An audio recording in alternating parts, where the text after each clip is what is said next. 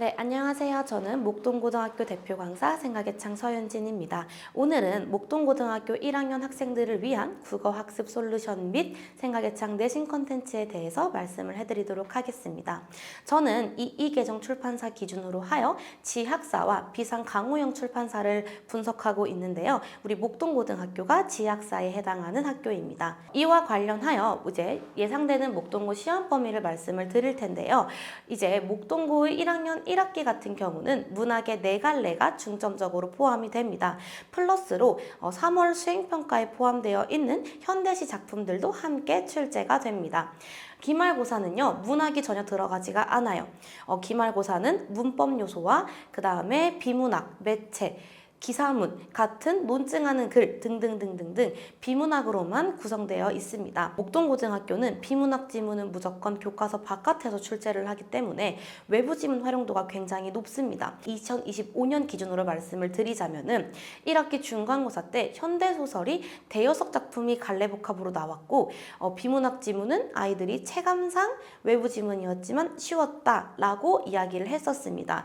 하지만 여러분이 알아두셔야 할 것은 우선 비문학이 수험범위에 들어간다는 것은 시험범위 외적인 교과서 바깥에서 출제가 된다라는 점을 꼭 기억하셔야 됩니다.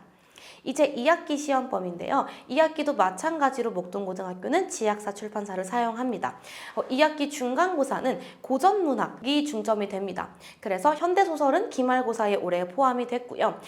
기말고사는 중세문법과 한글맞춤법 두 파트가 중점이 돼서 쉽게 말씀드리면 2학기는 중간고사가 문학, 기말고사가 문법이다 라고 이해하시면 될 것 같습니다. 이제 전반적으로 목동고등학교 국어 시험에 대한 특징을 말씀드릴 텐데요.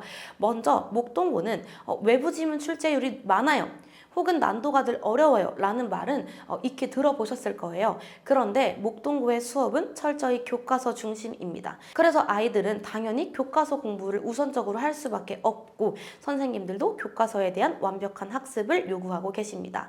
그 다음 두 번째는 이 낯선 지문 읽기가 목동고등학교의 가장 큰 특징인데요. 소설 문학이 시험 범위에 포함이 되었다면은 교과서에 수록된 지문이 아니라 그 바깥에 전체 범위에서 출제가 됩니다.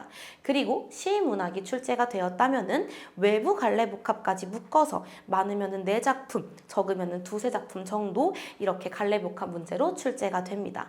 그 다음에 비문학이 출제가 됐다. 여기서 말하는 비문학은 우리가 모의고사에서만 보는 비문학을 넘어서 화법, 그 다음에 장문, 매체를 모두 포괄적으로 이루는 말인데 그럴 때는 교과서 지문보다는 모의고사나 혹은 선생님들이 발췌해온 지문으로 활용을 하기도 합니다. 그래서 우리 목동고 학생들은 낯선 지문을 읽는 독해력이 필요합니다. 그러려면은 바로 3번으로 이어져서 자기 주관을 배제하는 훈련이 반드시 필요합니다. 본인 견해를 개입해서 글을 읽는다면은 목동고에서는 절대 고득점을 받을 수가 없습니다. 그래서 우리에게는 자기 주관을 배제하고 정확한 독해력으로 글을 읽는 사고력이 필요한데요. 왜 정확한 독해력이 필요하냐? 이제 아예 사전고지도 하지 않은 비문학, 이제 모의고사 지문이 활용하기도 하는데 분명히 고1인데 고3 수준의 지문을 활용합니다. 그 다음은 이제 수행평가인데요. 목동고는 시험이 100점 만점이 아니라 60점 만점으로 진행이 됩니다. 그리고 그중 40%가 이 수행평가에 포함이 되는데 크게 3월과 5월이 1학기고 8월과 10월이 2학기다 라고 보시면 될 것 같습니다. 그래서 그냥 전체적으로 수행평가는 글쓰기다 라고 알고 계시면 됩니다. 학기 초에 목동고에서 프린트를 줄 거예요. 그러면 거기에 월별 계획이 다 있어서 대충 이런 글쓰기를 하는구나 아이들은 미리 알 수 있습니다. 그래서 물론 수업 시간에 하는 글쓰기지만 아이들은 미리미리 준비를 솔직히 대비할 수 있어요. 그래서 저는 수행평가를 미리 준비하는 학생들에 한해서 1대1 피드백 첨삭을 진행하기도 합니다. 다음 PPT는 실제 목동고 학생들과 나누었던 수행평가 피드백 사례인데요. 논증하는 글쓰기가 주제인 수행평가일 때 두 가지의 긍정과 부정을 아우르는 말로 수행평가의 방향성을 잡았었어요.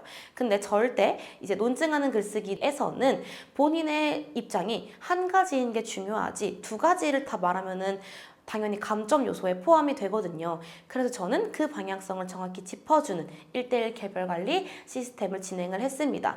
또한 소설 감상문이나 시 감상문처럼 문학과 관련한 글쓰기 수행평가도 있는데요. 미리 아이들이 적어두었다면은 제가 그 글을 첨삭도 해주기도 합니다. 다음은 생각의 창 내신 컨텐츠에 대해서 말씀을 드릴 텐데요. 우선 저희는 자체 교재로 주차별 교재로 수업을 합니다. 그 자체 교재에는 교과서에 대한 해당 범위는 물론 그 범위와 관련한 연계 지문까지도 함께 수업을 진행을 하고 있습니다. 그 다음 두 번째가 생각의 창 내신 클리닉에 대한 설명인데요.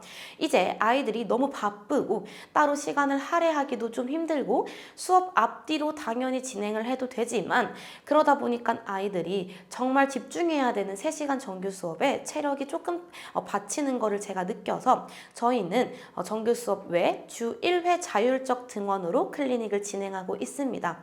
당연히 본인 컨디션이 좋고 그 다음에 정 일정이 안 된다 하면은 정규 수업 앞뒤로 클리닉을 진행하는 것도 가능합니다. 자율적으로 본인이 등원을 하면요. 시험 문제에 대한 OX 문제, 그 다음 서답형 문제, 그리고 객관식, 그 다음에 분명 정규 수업 때 미처 다루지 못했던 그 외적인 외부 지문까지 복합 테스트로 진행을 합니다.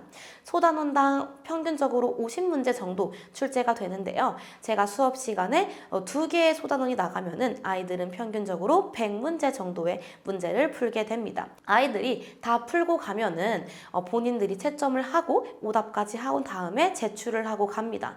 그러면 이제 제가 그 일괄적으로 하루가 마무리된 후에 그 클리닉 테스트를 보면서 아이들이 어떻게 풀었는지 풀이 과정을 되짚으면서 다음 정규 수업 때 1대1로 클리닉 관리를 들어가게 됩니다. 3번은 목동고 출제 경향을 반영한 핵심 요약 노트로 비오트가 제공이 되는데요.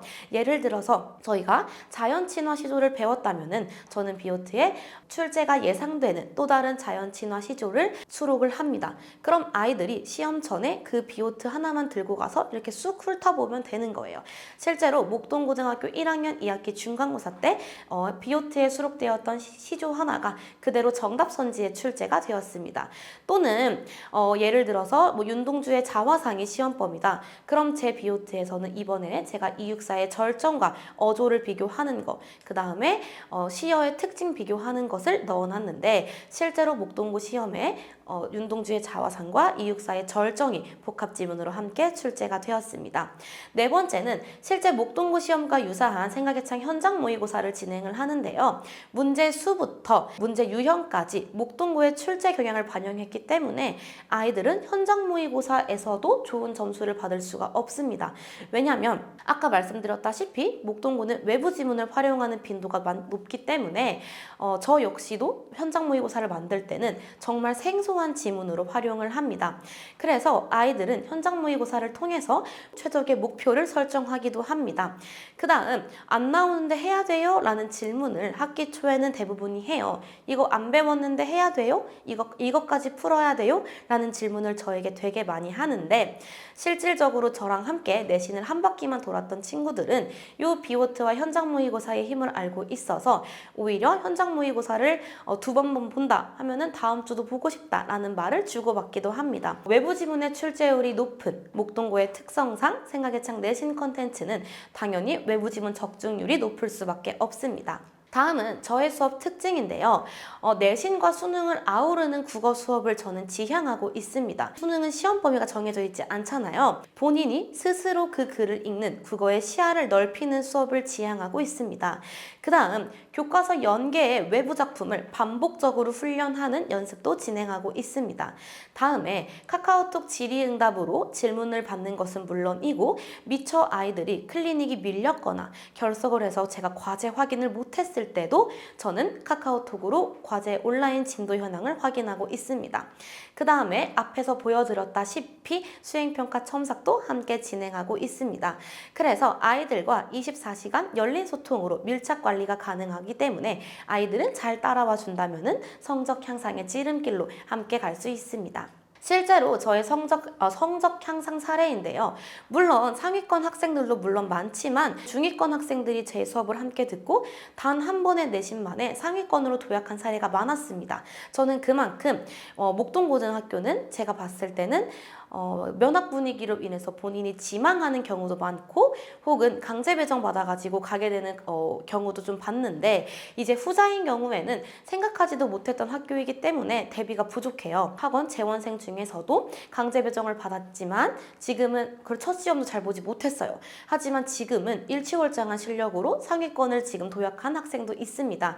저는 그만큼 중위권 학생들이 저랑 함께 해서 상위권을 도약한 사례도 경험하고 있고요.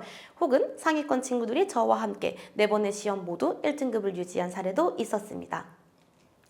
그럼 목동고등학교는 어떤 시험이길래 그렇게 주위에서 어렵다, 내가 목동고라면 몇 등급일까 궁금증이 있으실 수도 있을 텐데요. 그래서 제가 우리 학교 시험 미리 보기라고 해서 실제 목동고 기출을 모은 것이 아니라 목동고등학교 25년 1학기 범위를 기준으로 해 제가 출제한 모의고사 시험지입니다. 실제 등급컷도 함께 드리고 있고요. OMR과 세부 배점표, 그 다음에 등급별 학습 전략까지 모두 동봉된 자료집을 제공하고 있습니다. 학교 발표가 나는 1월 29일부터 시험지를 발송해 드릴 예정입니다. 그래서 관심 있으신 분들은 미리 예약도 가능하니까 하단에 적힌 번호로 연락 주시면 되겠습니다. 다음은 목동고등학교 시간표인데요. 이건 1차 확정 시간표인데 우선 토요일 오전 10시에서 오후 1시까지가 목동고 집중반으로 2026년 진행이 될 예정입니다. 혹여나 방학 동안에 토요일 오전 10시가 진행이 안 된다면은 토요일 오후 2시와 일요일 오후 6시 타임에도 수업을 들을 수가 있습니다.